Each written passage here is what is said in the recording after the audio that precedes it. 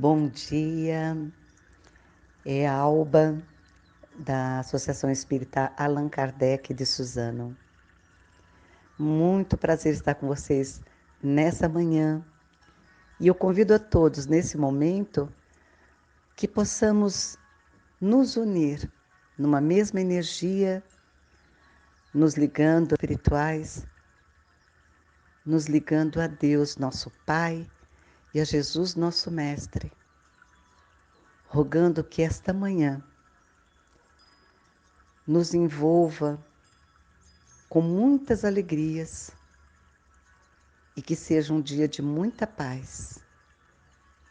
Que assim seja, graças a Deus.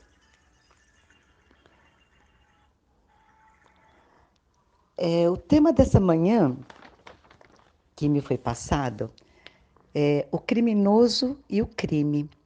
Ele se encontra no livro Em Torno do Mestre, de Pedro de Camargo, mais conhecido como Vinícius. E ele diz o seguinte: no conceito que geralmente se faz do mal, sob seus vários aspectos, confunde-se o mal propriamente dito com aquele que o pratica. Dessa lamentável confusão advêm não pequenos erros de apreciação quanto à maneira eficiente de combater-se o mal. Para bem agirmos em prol do saneamento moral, precisamos partir deste princípio: o crime não é o criminoso, o vício não é o viciado, o pecado não é o pecador. Do mesmo modo e pelo mesmo critério que o doente não é a doença. Assim como se combatem as enfermidades e não os enfermos, assim também se devem combater o crime, o vício e o pecado, e não o criminoso, o viciado, o pecador. Principalmente porque, se partirmos deste princípio de que os enfermos não são a doença, nós vamos compreender que, na realidade, este viciado, este pecador, ele acaba se tornando vítima dele próprio, vítima do vício, vítima do pecado, vítima da violência. E que, portanto, ele necessita de um tratamento. Não seria a exclusão, a punição, mas um tratamento. Ele ainda continua assim: o mal não é intrínseco no indivíduo, não faz parte da natureza íntima do espírito. É antes uma anomalia, como são as enfermidades. O bem, tal como a saúde, é o estado natural, é a condição visceralmente inerente ao espírito. Um corpo doente constitui um caso de desequilíbrio, precisamente como um espírito transviado, rebelde, viciado ou criminoso. Nós aprendemos, através do Livro dos Espíritos, no Evangelho segundo o Espiritismo, que o mal ele decorre de um estado de imperfeição do homem. Todos os espíritos eles são criados simples e ignorantes, mas com todas as possibilidades de se desenvolver.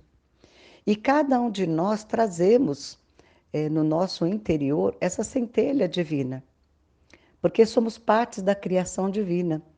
E, portanto, o bem, o estado natural do espírito, seria o bem e não o mal. Há tantas variedades de distúrbios psíquicos quanto de distúrbios físicos, aos quais a medicina rubrica com variadíssimas denominações. A origem ao mal, quer no corpo, quer no espírito, é a mesma: infração das leis da higiene. O homem frauda essa lei por ignorância, por fraqueza e, finalmente, pelo impulso de certas paixões que o dominam. Não devemos votá-lo ao desprezo por isso, nem muito menos malsiná-lo como réprobo, pois em tal caso se justificaria tratar-se de igual modo os enfermos. Aliás, em épocas felizmente remotas, se procede assim com relação aos enfermos de moléstias infectuosas. Esses infelizes eram tidos como vítimas da cólera divina e por isso perseguidos desapiedadamente pela sociedade. Então, exilar,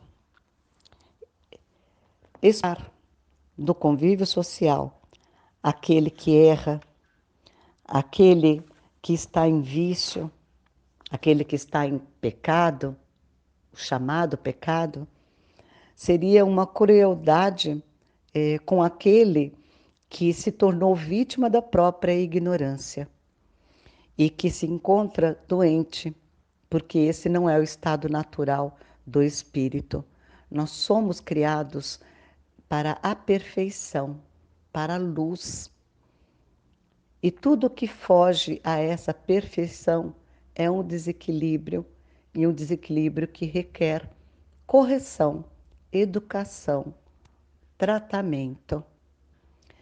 A ignorância torna os homens capazes de todas as banias, pois é essa mesma ignorância com refreia aos transviados da senda nobre da vida que gera a repulsa e mesmo o ódio contra os delinquentes.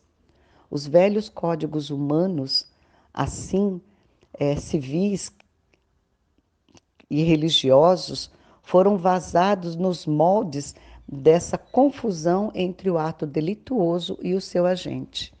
E quando Jesus preconizou o amai os vossos inimigos, fazer bem aos que vos fazem mal, ele não proclamou somente um preceito de alta humanidade. Ele proferiu uma sentença profundamente pedagógica e sábia, a benevolência, contrastando com a agressão. É o único processo educativo capaz de corrigir e regenerar o pecador. Cumpre notar, e o declaramos com toda a ênfase, que nada tem essa doutrina de comum com sentimentos piegas, estéril e às vezes prejudicial. Trata-se de repor as coisas nos seus lugares.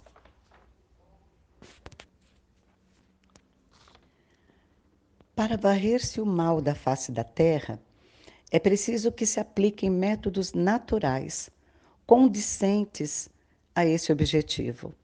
O método natural é a educação do espírito. Com o velho sistema de castigar ou eliminar as vítimas do crime e do vício, nada se logrará de positivo. Conforme os fatos atestam eloquentemente, a medicina jamais pensou na eliminação dos enfermos. Toda a sua preocupação está em curar as doenças, pois o processo deve ser o mesmo em se tratando dos distúrbios que afetam o moral dos indivíduos. Felizmente, os primeiros pródromos de uma reforma radical nesse sentido já se observam nos meios mais avançados.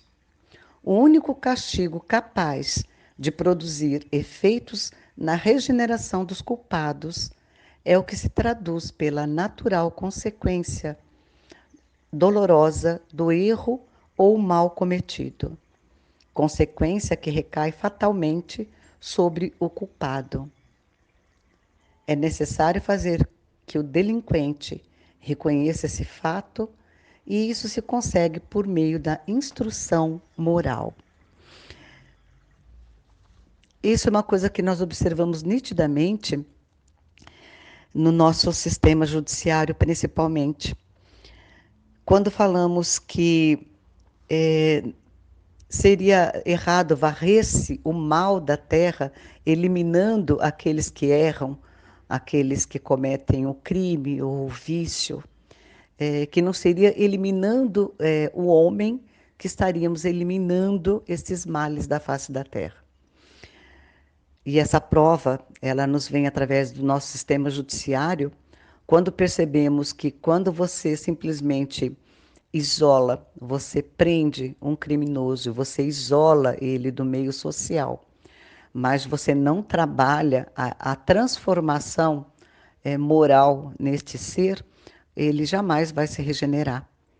Um dia ele vai sair de lá, e saindo de lá, ele vai sair talvez até pior do que como quando entrou, porque a todos os seus erros, ele vai trazer ainda a revolta e tudo aquilo que ele tiver aprendido com os outros lá dentro. E que, na realidade, aquele que está acometido pelo vício, pelo erro, pelo crime, ele necessita de transformação, ele necessita de educação. É a única forma que temos de resgatar o ser humano, de resgatar este espírito. E que não adianta apenas o castigo, porque na maioria das vezes o castigo ele não regenera. Muitas e muitas vezes ele acaba agravando uma situação. E que o único castigo é capaz de produzir algum efeito de regeneração no ser humano é aquele que nós aprendemos dentro da doutrina, que são causas e efeitos.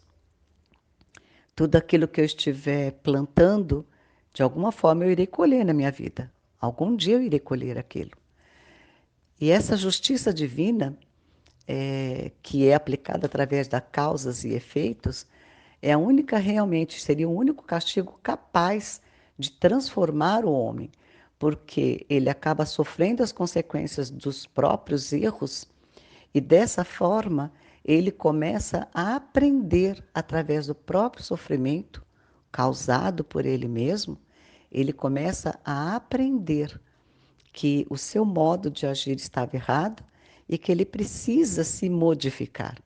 Que se ele quiser um dia se tornar um ser mais feliz e aproveitar a vida com mais plenitude, ele precisa se transformar, ele precisa se regenerar, ele precisa aprender a amar, a respeitar. E essa é a única forma que tem dele realmente conseguir alcançar a paz de espírito, a felicidade. Então, é um castigo natural, é uma lei natural, de causa e efeito. Ele não fica exilado da sociedade. Muito pelo contrário, ele vai resgatar os seus erros exatamente junto com aqueles a quem ele mais prejudicou. Uma justiça divina. É necessário fazer que o delinquente reconheça esse fato, e isso se consegue por meio da instrução moral. Toda punição imposta de fora, não revide, como revide social, é contraproducente, conforme os fatos, em sua irretorquível expressão, têm comprovado 1000 vezes. É muito fácil encarcerar ou eletrocutar um criminoso. Educá-lo é mais difícil, mais trabalhoso, demanda esforço, tempo, saber e caridade. Por isso o Estado manda aos criminosos a forca e as religiões remetem os pecadores que não são da sua grei para o inferno. Mas se aquele é o único processo eficaz, procuraremos empregá-lo, e não este, anticientífico, imoral e cruel. A educação vence e previne o mal. O homem educado conhece o senso da vida, age conscienciosamente, com critério, com discernimento. É um valor social. É pela educação que se hão de vencer os vícios repugnantes, que se hão de domar as paixões que prejudicam a inteligência e a razão, e de tal modo sanear-se-á a sociedade. Retirem-se os delinquentes do convívio social, como se faz com os pestosos, que ameaça a salubridade pública, mas como a este, preste-se aquela a assistência que lhe é devida, a educação. Ou seja, em dados momentos há necessidade dessa reclusão. Em muitos momentos há necessidade em que esse ser ele seja isolado, exatamente por oferecer um risco maior à sociedade e a si próprio. Mas que com esse isolamento ele não fique abandonado, que ele seja, durante todo esse período, educado, para que se invista na sua transformação moral. Porque a única maneira é, realmente plausível que vai ter um retorno é educar este ser, é transformá-lo para poder reintegrá-lo à sociedade. De outra forma, ele vai continuar no erro, ele vai continuar no crime, porque não houve uma transformação, não houve uma conscientização do seu papel na sociedade e de suas possibilidades como ser humano, como espírito. E não se supõe outro sim que só os criminosos devem ser educados. A obra da educação é obra de salvação, é obra religiosa em sua alta finalidade, é obra científica e social em sua expressão verdadeira. Eduquem-se a todos, cada um na sua esfera, até que a educação se transforme em cada indivíduo numa autoeducação contínua e ininterrupta. Na educação do espírito está o senso da vida, está a solução de todos os seus problemas. O grande Pitágoras, ele já dizia: eduquem as crianças e não será necessário punir os homens. Todos nós sabemos que a educação é a única maneira de se transformar o ser humano e a sociedade. Uma sociedade educada, bem orientada, bem conduzida, ela não deixaria jamais chegarmos na situação em que nós chegamos, aonde inúmeras pessoas permanecem ainda nas ruas numa miséria total, absoluta, morrendo de fome, de frio. E muitos deles se veem induzidos mesmo por uma necessidade a pequenos delitos, pequenos roubos para saciar a própria fome. A partir do momento que a nossa sociedade fosse preparada, realmente educada, nós não permitiríamos que o ser humano chegasse a essa situação, porque estaríamos envolvidos, conscientes em toda a política que rege uma nação e cobraríamos de uma forma adequada desses nossos representantes aquilo que lhes é obrigação, obrigação do Estado. Somos um país rico, uma terra maravilhosa, onde tudo se planta nessa terra, ele produz. Um país com uma extensão de terra absurdamente grande. Uma população alegre, criativa, trabalhadora. Nós não deveríamos estar passando a situação que estamos passando hoje. Não deveríamos, a cada dia que saímos na rua, encontrarmos cada vez mais um número de indigentes largados pela rua. Um número maior de jovens que caem no vício das drogas, do álcool, e que não conseguem retornar depois. Que abandonam as suas famílias, que caem nas ruas e, se entregando aos vícios, acabam também se entregando ao mundo do crime.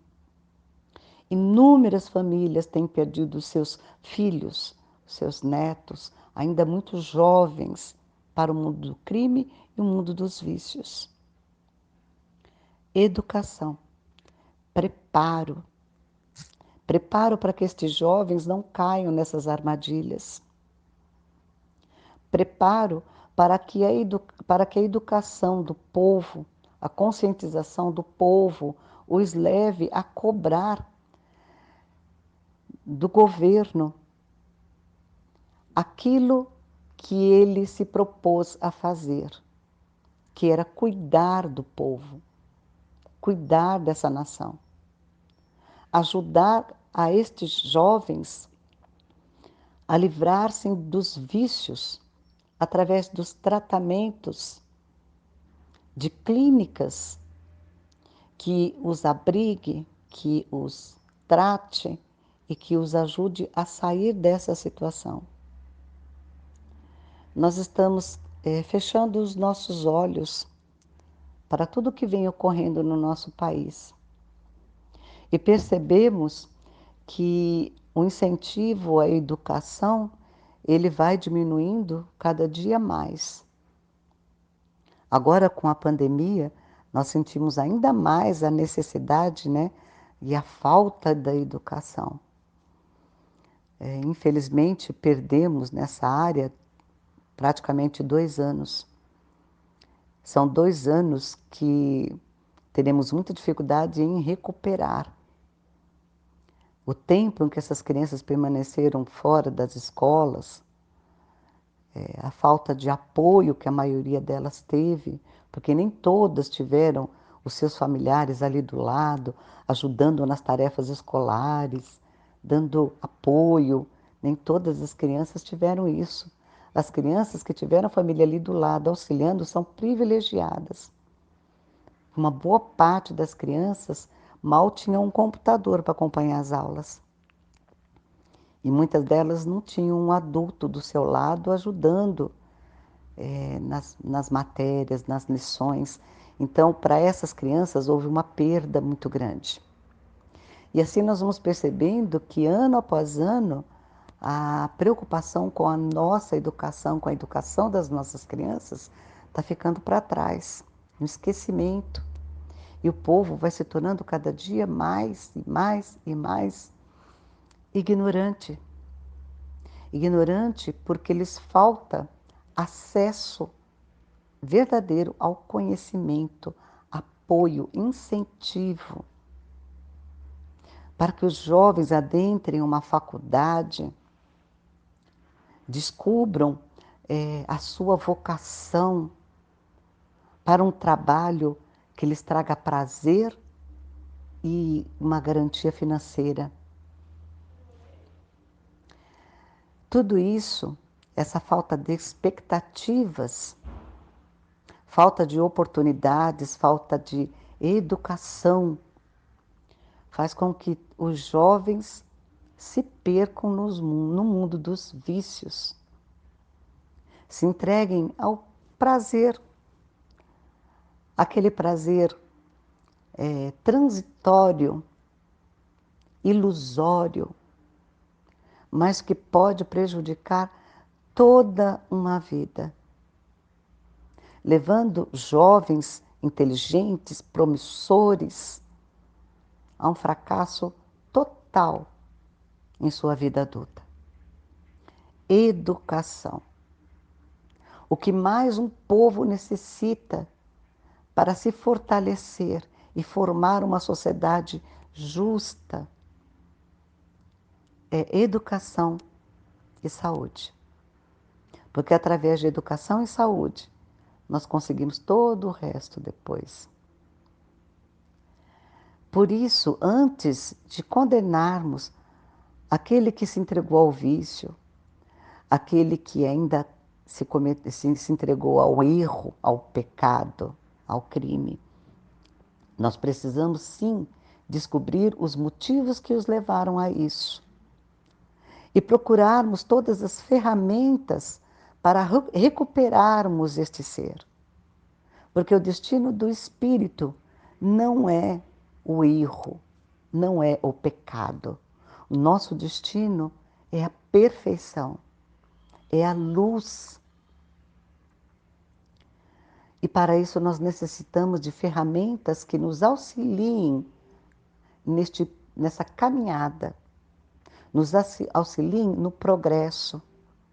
E essa ferramenta é educação, amor, caridade. Que possamos todos nós, através desse pequeno texto de Pedro de Camargo ou Vinícius, nos lembrarmos de nossa responsabilidade enquanto sociedade, enquanto seres humanos, a nossa responsabilidade com aquele ser que se encontra ao nosso lado, com cada um dos jovens que estão ao nosso redor. Lembrando que eles dependem sim do nosso auxílio, de nossa orientação, de nossa educação, para que se tornem realmente homens de bem. A doutrina espírita também tem essa grande responsabilidade de levar a educação, de levar o conhecimento, a orientação, para que os jovens se encaminhem pelos caminhos da retidão moral e se tornem verdadeiramente homens de bem. Que Jesus, este grande mestre, o maior de todos os mestres e o maior de todos os médicos, possa nos conduzir nessa longa jornada. Que assim seja, graças a Deus.